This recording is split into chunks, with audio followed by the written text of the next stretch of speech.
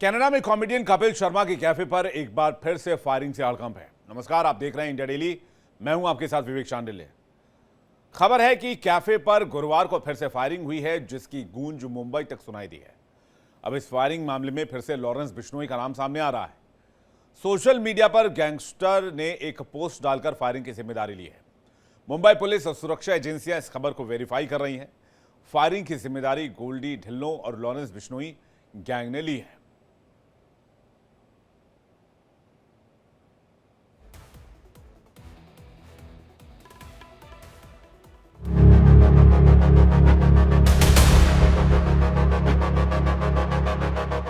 Canada के British Columbia प्रांत के सटे शहर में कॉमेडी किंग कपिल शर्मा के कैफे पर एक बार फिर से फायरिंग हुई है।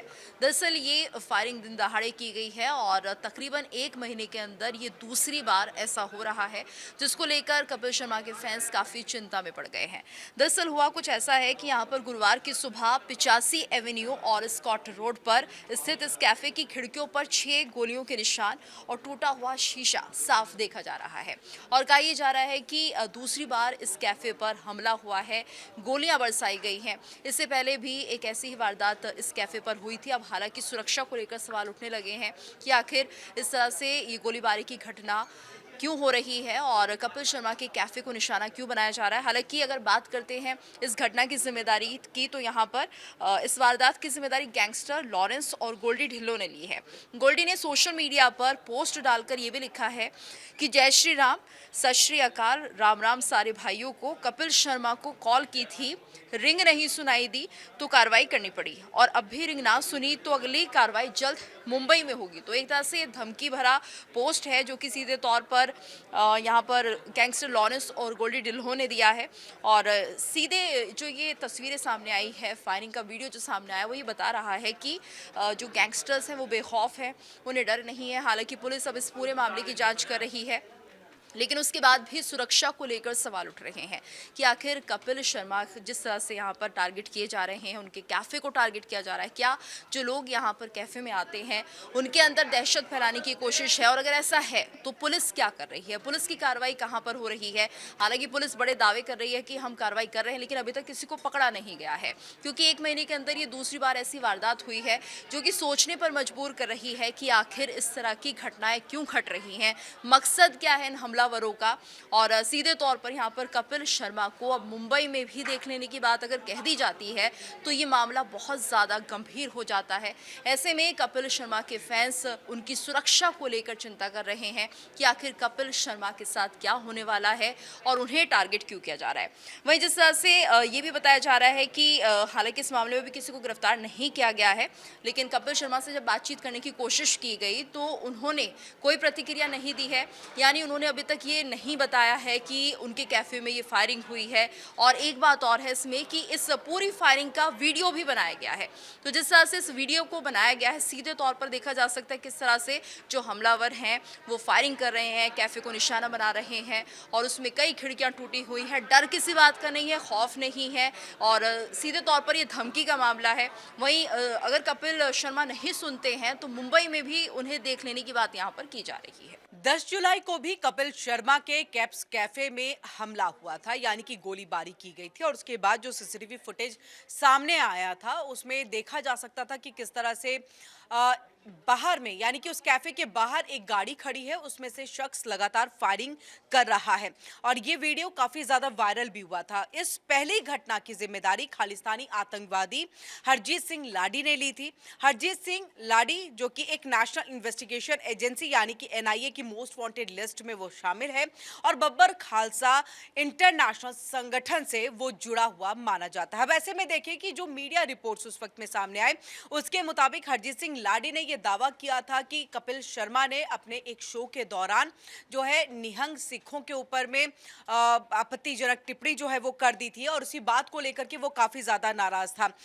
इस बात को लेकर के देखिए कपिल के कैफे पर यह गोलीबारी की गई, इस बात का दावा जो है वो करता हुआ हरजीत सिंह और तूफान सिंह जो है वो नजर आते हैं। ऐसे में देखिए एक वीडियो भी जारी कर दिया गया था कि सार्वजनिक तौर पर जो कपिल शर्मा है वो माफी मांगे। उनके मैनेजर से भी संपर्क साधने की काफी ज्यादा कोशिश की गई, माफी तक नहीं मांगी गई, जिसके बाद ये हुआ कि इस तरह की गोलीबारी करनी पड़ी ताकि कपिल शर्मा को ये समझ में आ जाए कि हम शांत बैठने वालों में से नहीं हैं। अगर आप निहंग सिखों को ऊपर में जो है एक आपत्तिजनक टिप्पणी करते हैं तो बख्शा नहीं जाएगा, और इसलिए ये गोलीबारी की गई है। और कहा जा रहा है कि अभी तक आपने माफी नहीं मांगी है, लेकिन अब आप माफी मांग लीजिए। अब ऐसे में देखिए, इस पहली फायरिंग के करीब 3 दिन के बाद कपिल शर्मा ने घटना को लेकर के अपनी प्रतिक्रिया दी थी, और उन्होंने सोशल मीडिया पर यह लिखा था कि हमें अपना प्यार, अपना समर्थन देने के लिए आप सभी का बहुत बहुत शुक्रिया। अधिकारियों को ये समर्थन दिया गया था।